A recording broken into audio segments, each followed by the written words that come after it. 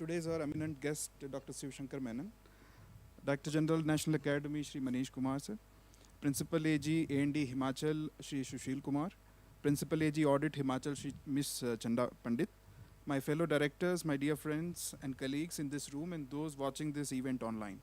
A very good morning to all of you. One of the core objectives of the Academy is to help officer trainees in acquiring professional knowledge and competence as civil servants. Shaping attitudes and perspectives in officer trainees is another objective. Academy strives to achieve these objectives through classroom training, extracurricular activities, and social activities.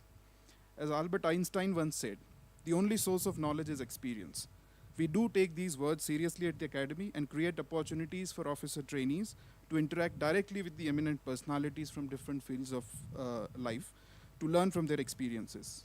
We have formalized this interaction by instituting a public lecture series named Pragyan. Under this lecture series, we invite eminent personalities from various walks of life at least twice a year. Today, we have one such personality for delivering fourth lecture of Pragyan series. Dr. Shivshankar Menon's long career in public service spans diplomacy, national security, atomic energy, disarmament policy, and India's relations with neighbors and major global powers. Dr. Menon served as National Security Advisor to the Prime Minister of India from January 2010 to May 2014. He is currently Distinguished Fellow at Center for Social and Economic Progress, a think tank, visiting professor at Ashoka University, and serves as the chairman of Advisory Board of the Institute of Chinese Studies in New Delhi. Dr. Menon has previously served as Foreign Secretary of India from October 2006 to August 2009. He was Ambassador and High Commissioner of India to Israel, Sri Lanka, China, and Pakistan. From 2008 to 2014, he was also member of India's Atomic Energy Commission. A career diplomat, he also served in India's mission to the International Atomic Energy Agency in Vienna and United Nations in New York. During his service in the Ministry of External Affairs, Dr. Menon negotiated the first boundary-related agreement between Republic of China and India.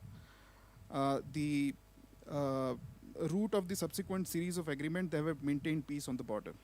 He also served as special representative of the Prime Minister of India on the boundary issue from 2010 to 14, and he has dealt with India-China boundary and India-China relations.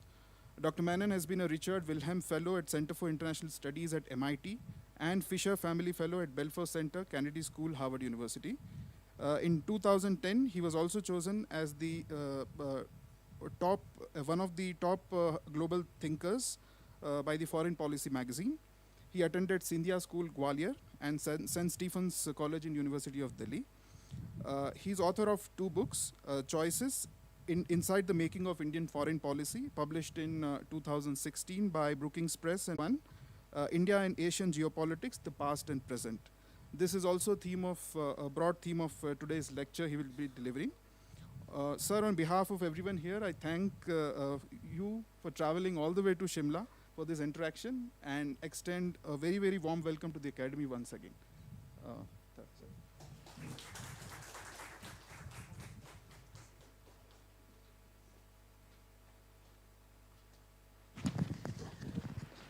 Thank you. Thank you for asking me. Your academy and your service have a very high reputation.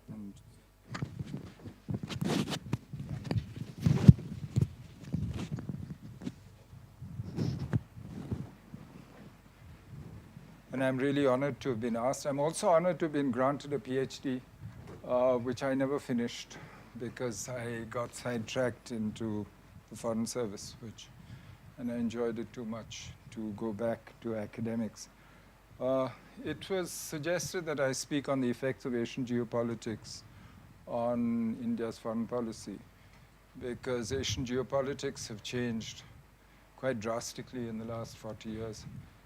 And when your circumstances change, you need to adjust your policy as well. So what I thought I'd do for about 40 minutes or so, and then open it up to questions and your comments, is to talk about India's geopolitical situation, the changes in Asia, and then how we might cope with them, what we should do about it. But why geopolitics? I mean, let's start before that. Why do we use the word? Because geopolitics originally, if you look at the founders of the discipline, Mackinder, Mahan, the US admiral, for them it was purely the influence of geographic factors on state actions, decisions, policy.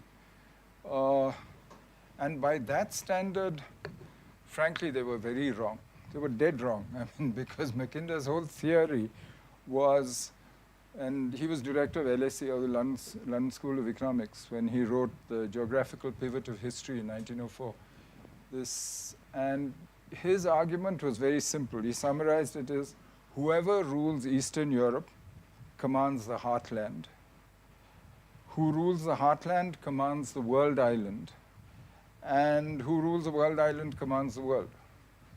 So for him, it was fairly simple. Whoever controlled the heartland, by which he meant the center of Eurasia.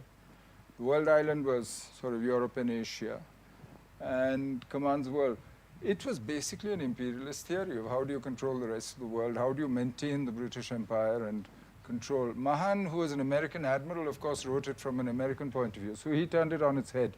Whoever controls the oceans controls the world, but controls the oceans in order to control the rimlands. So for him, China, India, Europe become very important. Iran, the edge of... but this is rubbish. I mean, you know it's not true empirically. If Mackinder was right, the Soviet Union would have won the Cold War. They didn't. But today, when we use the word geopolitics, what we mean is the fundamental long-term drivers of state policy. We mean geography, history, demography, resource endowment. So we mean what drives states in the long term rather than the day-to-day political events and contingencies that people are reacting to, and that are the stuff of headlines in our newspapers. So that's the sense in which I'd like to use the word, because it seems to me that that is a much more stable basis on which to make policy, rather than on the basis of, oh, today something's happened and therefore I'll react. I mean, then you're reacting to everything all the time. And you are then victim of other people's, you lose agency actually. Other people decide what you then do. And that's not a good situation to be in for any state. So the basic drivers of state policy that I would like to. So what are India's geopolitics? If you look at our geography, we are both continental and maritime. We are a peninsula attached, and this is geographically a fact. We did actually break off from Gondwana land and come and hit Asia and push up the Himalayas. But we're a peninsula. We're a maritime peninsula. And through history, if you look at the most prosperous, the most advanced portions of this peninsula, what accounted for over 50% of world GDP, world industrial production before 1750, if you look at the estimates, was really peninsular India, was coastal India, which were the most advanced parts of India. Gujarat, the Malabar coast, the Coromandel coast, Vanga in the larger sense, Orissa, Bengal. These were the parts which were equally advanced to northwestern Europe, to the Netherlands, England, parts of England, which along with Zhejiang, Hangzhou, and portions of coastal China accounted in 1850 for almost two-thirds of global GDP, 1825 for about two-thirds of global GDP. And why did these parts do well? Because they were connected to the rest of the world. We were lucky. Thanks to the monsoon, connected. The trouble is we've been taught a version of history which is the opposite. Why? And the British taught us a version which suited them. It taught you a version that you had always been slaved, you'd always been invaded, that your threat was from the land. Why? Because they saw a threat from the Russians to their hold of India. They taught you a version of your history which divided you by religion into a Hindu, Muslim, and then a modern period under them. They don't call it Christian. Why? Because it divided you and made you easier to rule. So they taught you a version of history which worked for the British Empire, but it's not the truth. And frankly, it ignored most of peninsular India. It ignored your real history of links with the rest of the world. It also ignored the fact that you are both continental and maritime, and that your reach actually on the continent was all the way into Afghanistan, through Burma. You look at Angkor, you look at Borobudur. You look throughout Southeast Asia, it's scattered. You look at Central Asia. Until the 12th century, it was Buddhist. Where did all that go from, that influence? But that version of history you were not taught. And unfortunately, there are still Indians who swallow this version that we're taught to ourselves. My simple point of saying this, your geography, your history, to my mind, prove to you that India does best when it's parts of India that are most connected to the world which have done best. And frankly, your history after independence suggests the same. When you opened up to the world is when you managed to pull the largest number of Indians out of poverty, and when you really started to grow your economy. And when you tried import substitution and completely autochthonous growth, was actually when you were falling behind the world further and further. So for me, this is a product of your geography and history. And there's no point trying to fight this. You need the world. That's what your geopolitics actually tell you. But the trouble is, of course, that two centuries of colonialism reduced you by independence into one of the poorest, most backward countries on earth. I mean, the average life expectancy was something like 26 years. Literacy was 14%, 8% among women at independence. I mean, whether it's disease, you couldn't feed yourself, you had to import food. So every which way you look at it, you had been reduced so that it was clear to everybody, I think, at independence, that your main job was transforming India, was not righting history's wrongs, getting revenge for what had happened, was not glory, was not status, was not getting territory back. Your main goal was to transform India, to make India into a strong, prosperous country where every Indian has the possibility, at least, of achieving their full potential. I mean, that's the job. So what is foreign policy meant for then? It's meant to enable the transformation of India, both by using, by using whatever external factors you can, but also by preventing any distraction. So obviously, the first thing you have to do is security. You have to be able to guard your own territory and maintain your own. But you then need to create an enabling environment for your own development. And you chose, in the middle of a Cold War, a pretty brave choice. You chose non-alignment so that you could work with everybody who could help you to develop India. And for the time, it was the right thing. You were in a bipolar world divided between two camps. So you made them compete against each other to help you. When one wouldn't give you wheat, you went to the other. And when the Russians gave you wheat, then immediately the Americans and Canadians did. When you wanted to build IITs, you made sure that each one of them built a separate one. It was a brave choice, because each one was saying, you choose me. And you had people in India also who were arguing that you needed to choose between them. There were very strong opinions, actually, in India. We often forget. When we look back, we think there was, monolithic unity on foreign policy. There has never been 100% agreement on foreign policy in India. It's always been part of our politics. I mean, it doesn't matter whether it's China policy, whether it is non-alignment. This has always been contested. But the fact is that the government chose to be non-aligned to the extent it could, with limited capability, in order to enable the transformation of India. So And the interesting thing is that it chose for a very long time, while our capacity was limited, to actually work with whoever it could work with. This is non-ideological. This is completely, it's an interesting feature because not very many other countries made the same choice. China, which, I mean, the People's Republic was founded 2 years later, 49, made the opposite choice, chose alignment, signed a defense treaty with Stalin in 1950, December 1949, and fought a war against the US. And within 23 years of that, went into a virtual alliance with the US against the Soviet Union, when Nixon went to.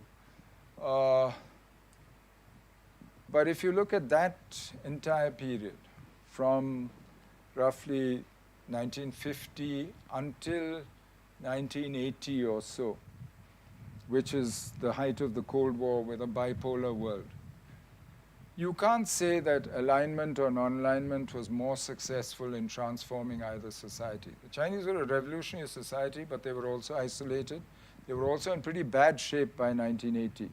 In 1980, actually, both economies, Indian and Chinese, are roughly about the same size, about the same level of interaction with the rest of the world when you look at foreign trade and investment, and also roughly similar technological levels, not very different at all. The big change has happened actually in the 4 decades since 1980. And that's where the biggest changes in Asian geopolitics have come.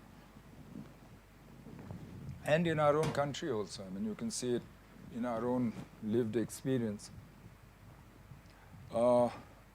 And the biggest cause of that, of course, is globalization and the creation of global value chains, of global supply chains. In 1980, the advanced countries, OECD countries, accounted for 64% of world GDP. These are World Bank figures. And China was about 2.3%. India was about 2.8% or so. By 2016, this is pre-COVID, and the advanced countries are down to 42%. China's up to about 17.8%. And we are up to almost 8%, a little less than 8% of global GDP. Interestingly, the US share has stayed the same. Everyone talks of US decline. US floats between 25 and 30%. You know, it's 26% 1 year, but it basically is roughly the same. The ones who've fallen are Europeans. Europe has gone from something like 30% at one stage down to around 18, 17%. And the US is flat, roughly, in terms of global GDP. India and China together, because they are the greatest beneficiaries of globalization. China much more so than India, obviously, you can see 18%. But together, we account for more than half of Asia's GDP. And by 2018, something like 40% of the growth in the world economy is out of China. And almost 20% of the rest of the growth is 20% of the growth is from India. So that's 60% of global growth. This is all pre-COVID. I mean, we'll come to COVID later and what it did. So what has happened is you're now in a world where the balance of power has shifted. And the basis of power, of hard power, there's only 2 bases of hard power, military and economic. Economic power has shifted. But you're now in a very peculiar world because you've gone through a global financial crisis in 2008. You've also gone through a unipolar moment, but then the US starts withdrawing from external commitments, whether it's Afghanistan, whether it's Iraq, whether it's maintaining peace in the Middle East. Why? Because she doesn't need the Middle East the way she did. She's now suddenly self-sufficient in oil, which she wasn't before. So why should she spend her time and money keeping the peace and making sure the flow of cheap oil? Today, the four biggest importers of oil from the Middle East are India, China, Japan, Korea. But the center of the global economy, the center of gravity of the global economy has shifted to, if you just measure where is economic activity in the world, what used to be roughly in the mid-Atlantic, that line has shifted east of the Urals and is moving east steadily. So it's now actually in the Asia Pacific. At the same time, this leads to a much more complicated world. We were used to a Cold War which was bipolar, two big, and they were completely separate systems. They offered different ideologies, different ways of running your affairs, completely separate. Then Soviet Union collapsed, US won, you had a unipolar moment until the global financial crisis in 2008. But after that, it looked as though you got into a much more fragmented world between orders. There isn't an order anymore. There isn't a global order that you can say. The US keeps talking about a, liberal, international, rule-based order. Quite frankly, for those of us in the South, I mean, it was never very liberal, never very orderly. All the killing fields in the Cold War were all in Asia. If you look at it from Korea through Vietnam, all the way through India-China border, India-Pakistan to Yemen. I mean, and after the global financial crisis, especially after 2012 actually, levels of deaths by conflict, internally and externally displaced persons, are all back to post-World War II levels. When China was in a civil war, when Europe was completely devastated, and when conflict in the Middle East and elsewhere was rampant. So we're back to the same levels. So today you have this peculiar world where the world is multipolar economically. I mean, if you look at it, there's three big sort of economic centers of activity. There's North America under the USMCA, NAFTA. There's the EU, which still accounts for about almost 20% of world GDP. And then there's RCEP, which is China, Japan, Korea, Vietnam, ASEAN, Australia, New Zealand, which we walked out of, by the way, after 8 years of negotiation. So you've got three. We are the only major economy who is actually outside any of these arrangements. So you have a multipolar world economically. Politically, it's still, or militarily, it's still unipolar. There's only one power which can project military force where it wants, across the world, when it wants. And that's the US. Nobody else. Not China. I mean, people talk of China as a superpower. She might be an economic superpower, but that's it. She is also very regionally constrained, and I'll come to that later. So your unipolar world militarily, your multipolar economically, that's the basis of hard power, right? And in terms of politics and soft power, we're thoroughly confused. I mean, if you look at the world today, you look at Ukraine. What's happening in Ukraine? I mean, they're fighting over European order, right? From the Russian point of view, if NATO expands and puts missiles and troops in the Ukraine, they're 300 miles from Moscow. You saw if Prigozhin can march, what can NATO do? So they're not going to accept that. But vice versa, if there are Russian troops and missiles in Ukraine, they are less than 300 miles from Berlin, less than 100 miles from Vienna, Prague, Bratislava, from Warsaw, from these capitals, which they're not going to accept that either, which is why the Russian invasion drove Sweden, Finland into NATO, into joining NATO, which they hadn't done right through the Cold War. So they're fighting for the European security order. And the rest of us are watching. And frankly, honestly, what can we do? And rest, I mean including China. You can't change the military situation. You can't go in and enforce peace. You can't even negotiate anything between these fellows. No matter how weak, whoever's winning what. And whatever happens, even if one side wins, the other side is going to be dissatisfied and make trouble for the rest of their lives. If neither side wins, they're going to be stuck in this long, drawn-out conflict. whatever happens, Europe is going to be preoccupied with its own problems. So while no matter, even if they're successful running their economy and growing it, which seems unlikely if they're stuck with fundamental security issues, but their geopolitical role, so this fragmentation that you see of a world order, and by the way, a world order is an exception. If you look at history, there haven't been that many world orders because a world order requires a tremendous preponderance of power on the part of one or a group of powers, which the US had after World War II. At one stage, she almost accounted for 50% of world GDP. And she had the military power. She was the only one who had survived the war with everything. The ones before that to have a world order were the Mongols. But a world order is not a normal thing. We keep talking about this liberal order, world order, we expect the world. But this fragmented world that we now face has all kinds of consequences. It destroyed the multilateral system.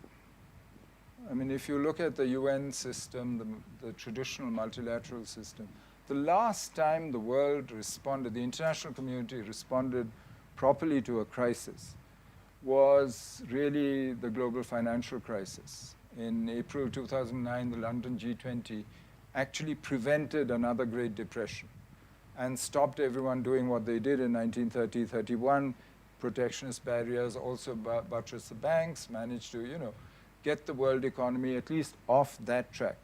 Slowed down all that, but we didn't end up in another. But since then, what has the international community done? Look at the pandemic, pathetic response. You see vaccine nationalism. You see, everyone claims to be doing good things for everyone else, including us. But in practice, did anyone really help anybody else? I mean, the pandemic shouldn't have gone on the way it did. You had the capacity. But look at WHO. Pathetic. The Chinese prevented because they didn't want the blame. So, I mean, politics actually took over and made it inefficient. And this is my point, that you are now in a world where politics is in command. Even economic decisions are taken on political grounds. And the best example of this is the response to the rise of China, which for all of us is a huge issue. It's the biggest change actually in Asian geopolitics. What you can see this in the US decisions to, Trump's trade war is a political choice. Even though they are totally dependent on each other for their economic well-being, they can't disconnect without doing real harm. Last year, China and the US did $691 billion worth of trade. I mean, think of that figure. It's huge. And there are sectors, and at the high end of technology, the US actually depends on China. Apple, 24% of Apple's profits come out of China. And they manufacture everything in China. And as Tim Cook says, I can't find another country with process engineers who, not in the US, not anywhere else, who can do what China does and the kind of infrastructure they've built. So they're joined at the hip. They're like Siamese twins in a sense. But politics is driving them to decouple. Why? Because the US policy since World War II has been to prevent the emergence of a peer competitor. And they've succeeded twice. They stopped the Soviet Union. They stopped Japan in the 80s with the Plaza Accords. You remember when people used to say Japan, the coming superpower and so on? All gone. They've managed twice. They think they'll do it again. So they take the steps because they're the ones who have the power and feel threatened. So they choose areas where they think they have superiority, semiconductors, for instance, high tech. And it is true. China has grown tremendously, has advanced. But China is the dependent one. Today, if you look at, and this is the paradox of globalization. It's true of China, it's true of India. It makes you much more prosperous, it makes you much more stronger, but it also makes you much more dependent on the rest of the world. Today, for us, by 2014, merchandise exports accounted for something like almost 49.6% of our GDP. If you add services, you add remittances, you add foreign investment, the external sector was more than half of your GDP. Most Indians don't realize this level of dependence that opening up and integration and globalization actually creates. It's worse for China. At one stage, it was almost 80% for China, by the way. They brought it down. Now, for both of us, I mean, external dependence measured as the external sector as a proportion of GDP is now in the 30s, 38, 37% or so. Partly because of the global economic slowdown, then COVID, etc. But for China today, she can't feed herself. She depends on the world for food. She depends on the world for energy. She's the largest importer of energy. So do we. We don't depend on the world for food, luckily, thanks to sensible policies. But China has only 2/3 the arable area that India has, even though she's 3 times our size. China depends on the world for technology. And she still imports capital, certain kinds of capital. But more important, she needs the world for markets, for commodities, to run her economy, to just keep it going. And that's, as I said, the paradox of globalization. And frankly, the Chinese hate this, being dependent on the world. The whole idea of doing all this, of developing, of pulling yourself up by your bootstraps, was to make yourself strong and powerful and independent, and to overcome what they see as a century of humiliation, when the West, after the Opium War, humiliated them, right? It's driven by nationalism. And yet what happens? You become powerful, but you become dependent. And you have to do things that you've never done in history. You have to become a maritime power, because how else do you guarantee the flow of commodities, energy, etc., that is critical to your future? It's the same process, reduced scale, for us as well. But in our case, we're going back to our own history. When we become a maritime power, when we talk of working across the Indian Ocean rim, when we build up our navies and overcome the sea blindness that the British left us with, we are at least being true to something that we know. We have a tradition. We can build on this. For the Chinese, this is brand new. They've never done this in history. And they have been weak and dependent. They've been weak and independent in their history, but they've never been powerful and dependent. Whereas we are used to dealing with the rest of the world. And if you look at us as a country, at the various cultures we've absorbed, at the way we deal with it, we are used to pluralism. We're used to dealing with this. I mean, you look at Kautilya, for instance. You know, his world is composed of you, your neighbor, your neighbor's neighbor. There's republics, there's city-states, there's kingdoms. I mean, this is a plural world. It's the world that we know, actually. Whereas for the Chinese, it's heaven, son of heaven, and earth. And everybody is in relation to that son of heaven, depending on how Chinese you are, whether you speak Chinese, Chinese culture, and it's a civilizational standard. But ultimately, you're all supposed to be in this unified. And frankly, Marxism didn't change that fundamental sinocentric way of looking at the world. This is a very different, and now suddenly you find yourself powerful but dependent. And a lot of what you see, this wolf warrior diplomacy, a lot of China's assertiveness, comes from this frustration. So we overestimate Chinese agency, the rest of the world. And frankly, the West likes to build it up also, that, China is a real threat because they have so much power. They're using their power. How much power do they really use? I mean, they're supposed to be an economic power, superpower. When Sri Lanka defaulted in April last year, they own 20% of Sri Lanka's debt. And yet, when Sri Lanka said reschedule, they said, no, we'll refinance. We'll give you more loans. Sri Lankan said, what is this? You're adding more to our burden. And the Chinese, not that they can't afford to bail Sri Lanka out, but they've lent $1 trillion out in the BRI and the Belt and Road Initiative across the developing world, all the way into Latin America. And that money if they start rescheduling here, everybody is going to come with a handout and say, reschedule my debt as well. And $1 trillion hit is not something that anybody can take, no matter how much cash you might have stored up in the bank.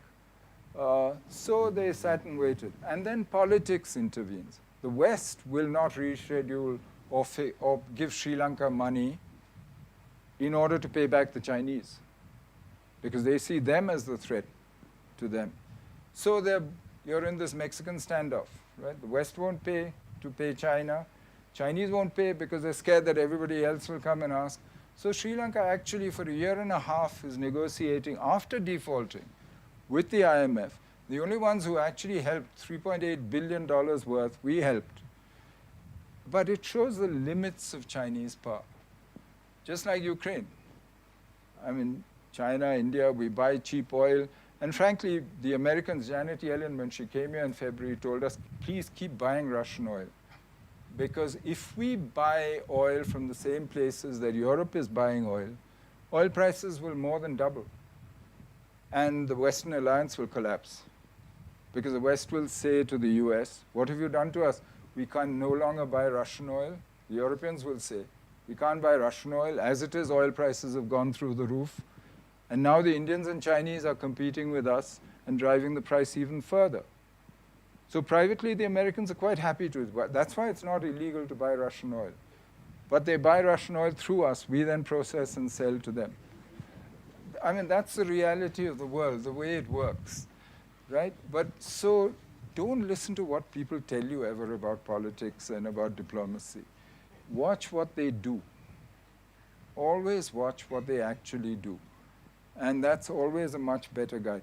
But that rise of China is the one thing that all of us are reacting to in our own ways. In our case, the rise of China has had three really dangerous kind of consequences.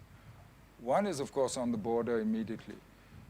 We had an understanding with the Chinese from the 80s, from the mid-80s, formalized during Rajiv Gandhi's visit in 88, where basically it was neither of us will disturb the status quo on the border. We'll leave it as it is. It was a you go your way, I'll go mine. We'll negotiate this border, this boundary, but if we don't settle it, it doesn't matter. We're going to keep the peace, and we signed an agreement in '93 which actually committed both sides legally to maintaining the status quo and provided for clarification of the LAC where there was disagreement, where you had differences on where it was, the line of actual control. Secondly, we'll cooperate where we can. And that's how really trade went from $200 million in 2000 to what it is now, which is over $160 billion last year, with a huge deficit in China's favor, which really started around 2010, 2011. And on the international stage where we have common interests, we will work together. And we did, whether it was the Doha round, whether it was on climate change. There were places where, as two large developing countries, we had a common interest in working together, and we worked together. And that worked for about 30 years. That modus vivendi, basically, that you go your way, I go my way, we won't bother you. We didn't settle anything, because that is much harder for any politician. To settle a boundary, for instance, means, whether you like it or not, it's going to mean give and take. And it's going to be less than your maximum. So you are going to be accused of having lost something.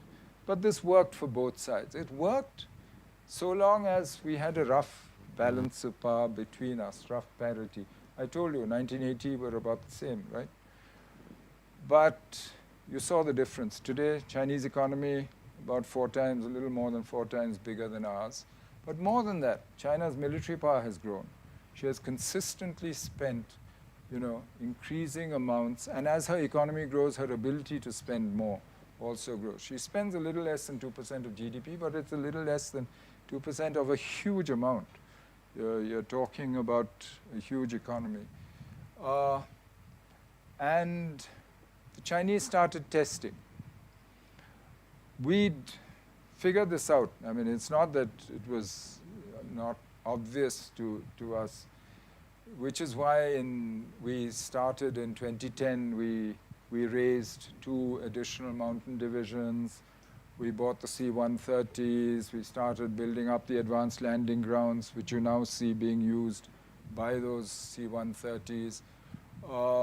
And in 2013, we raised a new mountain strike corps. And the road building programs began across the whole border. And successive governments. The road building actually started with the Vajpayee government, went through. So successive governments have worked on that. Because what matters ultimately with the Chinese is not whether their economy is 10 times bigger or what, is the effective balance on the border. And you need the ability to embarrass him. And don't forget, his definition of victory is 62. If he achieves anything less, he'll be told, your grandfather could do this with much less. What good are you? So he is embarrassable, in a sense. I mean, and this applies in many places. In Taiwan, why does a peace hold in Taiwan when they have such overwhelming military superiority? And at least until Biden started saying we'll defend Taiwan, there was ambiguity about the US response. Because he can't be sure that he'll win. He needs to be sure. Anything less than a victory is a defeat for him, right, on an issue like Taiwan. So for us also, the goal has to be the effective balance. He thought that balance had gone. And in spring 2020, he does annual exercises in Tibet. Instead of going back to barracks, he turned 2 divisions around and moved into areas on our side of the line and prevented us from patrolling in at least 7 places where we used to go in the past regularly. Now, these are areas where we both used to go. Both thought it was on their side of the line, but both let the other one do what he had to, as long as we didn't. And when they met, they turned around and went home. Told the other fellow, this is mine, you go home. And we had a whole procedure laid down. The difference in 2020 was he came and sat. And then he started saying, we'll negotiate separation, buffer zones, but all that he's willing to negotiate on your side of the line, not on his side. So in other words, he takes what he wants and then he says, I'll negotiate with what you have, which is why we're stuck with over 100,000 troops up there in the western sector facing off against each other. For 3 winters now, we've gone through this. And which is why Shivshankar says rightly, you can't have normal relations until you settle this problem. Chinese say no, because they've done what they wanted, right, for the time being. And they want to keep the possibility, the threat open because it will affect your behavior for the future. So they say, no, forget it, we'll deal with the border, but life should go on and so on.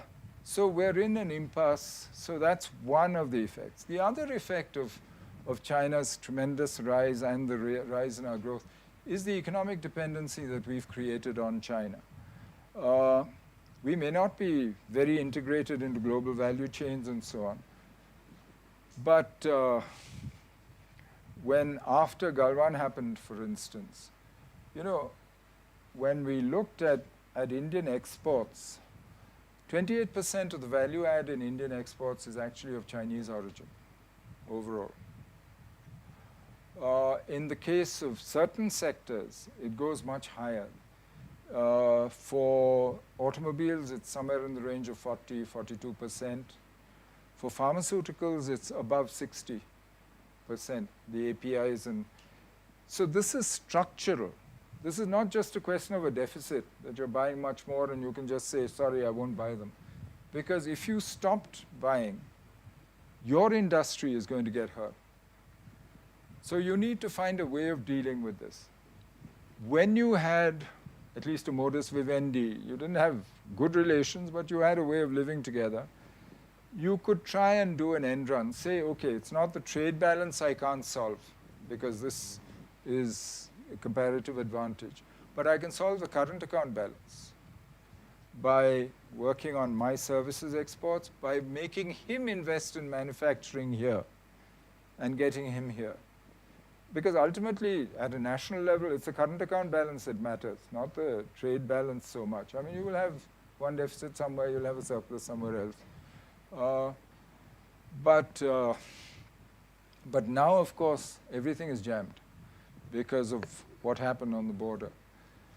Third problem, from your point of view of the rise of China, is a much more assertive China in what she regards as her periphery, but which is your periphery, especially in South Asia. She's always been active in Indochina and in the Koreas. But if you look at Chinese behavior in the neighborhood, $62 billion commitment to Pakistan in 2015 by Xi Jinping for the CPEC, China-Pakistan Economic Corridor. She's always been committed to keeping you tied down in the subcontinent. That's why she transferred nuclear weapons technology and materials and tested a Pakistani bomb in 1991 for them, and has always made sure that the Pakistani missile program, for instance, is one step behind yours. Every time you make an advance, she will transfer enough to keep them just on your tail so that you are tied down. I mean, it's, you know, it's sensible policy from their point of view to keep the periphery divided and free of external influences which can attack her. That's normal. I mean, Kautilya would do it too. But from your point of view, because of her increased capacity now, economic and military, and she is now willing to actually get involved in domestic politics in your neighbors. You look at the Chinese behavior in Nepal. Their ambassador is publicly seen trying to get the two communist parties together and getting them to unite. And she is successful in making sure that Nepal does not represent a threat to her hold in Tibet, and that Nepal returns any Tibetan refugees, and tries to keep the US out of Nepal, because the US has been trying through the Millennium Challenge, etc., to get involved. In Sri Lanka, she played clear favorites, lost when the Rajapaksas fell, but, you know, that is not going to stop her. She also makes her preferences clear in other South Asian countries of who she likes and who she doesn't like. And this is new. She's always been economically involved, from Rice Rubber Pact with Sri Lanka in the 60s and so on. But she's now involved with the militaries, and she's involved in their internal politics. In Myanmar, she actually holds talks between the Myanmar government. This is not just after the coup, after the military coup, even before, under Aung San Suu Kyi, between the military government and the ethnic insurgent, the armed ethnic insurgent groups, 56 of them. They actually brought almost 35 of them to this round table. So she's willing to be seen doing what great powers do, which is interfering in your internal politics, and in a way that is new. Now, for you, this is worrying, because until 1997, 98, when the Nepalese used to go to the Chinese with complaints about you and so on, the Chinese used to say, yeah, but you are south of the Himalayas. You have to make your peace with the Indians. And the Nepalese used to get very disappointed. They don't say that anymore at all. Not at all. So for you, you have a much tougher environment to deal with. How do we deal with this environment? What should we be doing? And I'll stop after that and open it up to questions. I mean, the first thing is you need to up your game in the neighborhood itself, because this is your home, whether you like it or not. You have to be not just a provider of prosperity, which you still are for most of your neighbors to a much greater extent than China, because you have all kinds of other affinities also, which you don't use, by the way. In fact, you do the opposite. You know, my favorite example, when every time an Indian meets a Nepalese and says to him out of the goodness of his heart, as fraternal feeling, that aap to bilkul hamare jaise hain, you've actually just swallowed his whole identity. right? You wiped him out. I mean, he stopped being Nepalese. You mean it well, but for him, this is the biggest threat possible. So you need to bring some level of understanding. These are all, don't forget, South Asia, all these boundaries are all brand new boundaries. These might be old nations, but they're new states, and they're building nationalism. Who do they build it against? You are the big, preponderant presence in their lives, in every which way, economically, culturally, linguistically, even food, whatever, fashion, film, you name it. So you need to, but at the same time, you want to be a source of security for them, a source of stability, and a source of prosperity for them, which means you have to up your game. You can't just, and you will never get exclusivity in the neighborhood, in South Asia and the Indian Ocean region. Forget it. Other people are going to come in. Why? Because if I were a small neighbor of India, I would bring other people in to make India honest and give exactly what you did with non-alignment. Why wouldn't they do this to you? So expect it. And you know, there used to be an old Hindi film song, you remember? Tum agar mujhko na chaho to baat nahi. I mean, this attitude, forget it. They are going to be there, whether you like it or not. And so you have to up your game. There's no other way. And that's essential. You have to do internal balancing. I mean, the IRs will tell you, of course, you have to strengthen yourself, your own capabilities, but you have capabilities today that you never had before in the past.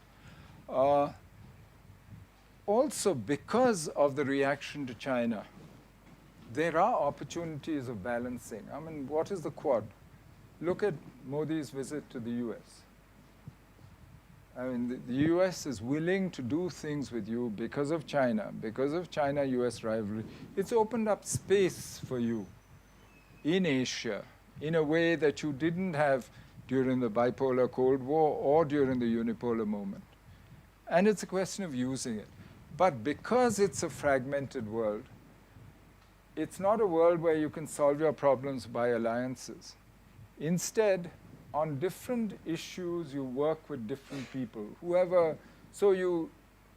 mantra is you do coalitions of the willing, issue-based coalitions of the willing and able. You pick those who are capable, but also who want to do something with you. If it's maritime security, you do work with the Quad, with others. They have the capability. They are island maritime nations. But when it comes to cybersecurity, you'll have a different set of partners, right? When it comes to your prosperity, you have to work with the Chinese also, whether you like it or not. Because you are, as I said, structurally tied. But more, look for other alternatives. Work with the Japanese, work with the Koreans, work with Southeast Asia.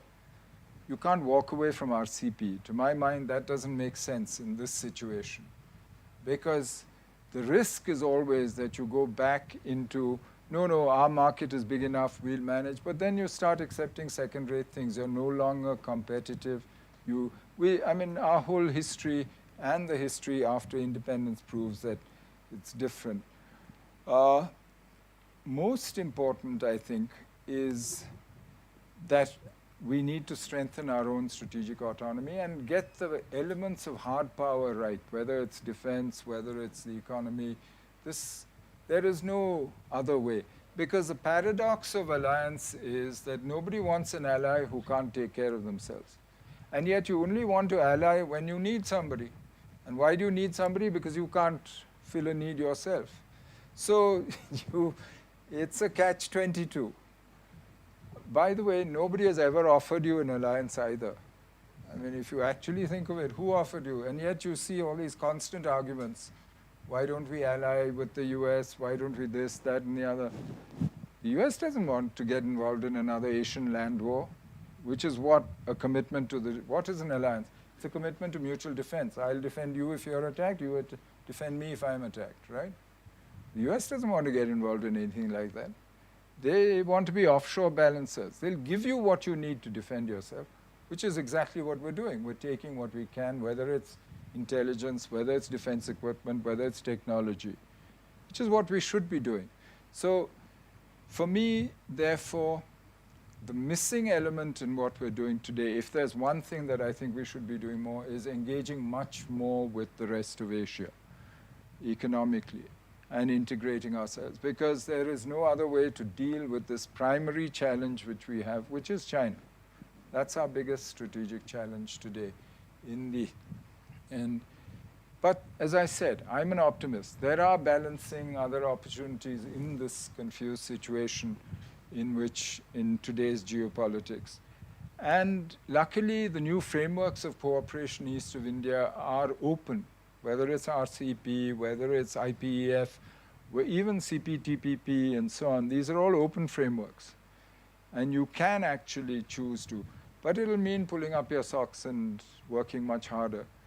And again, I mean, Indian industry is quite happy to sit behind tariff walls and to make money, as long as they get the licenses, as long as they get to, But that's not the country's interest. I mean, the country, I think, if we want to transform India, as I said, make it that strong, prosperous, modern state where every Indian can realize his potential, then I think we need to think of bigger than of individual sectoral interests and engage with the rest of the world and find new solutions, which I'm sure we can do. I'll stop here because I've gone on long enough. And I'd be happy to hear what you think and to answer any questions that you might have. Should I?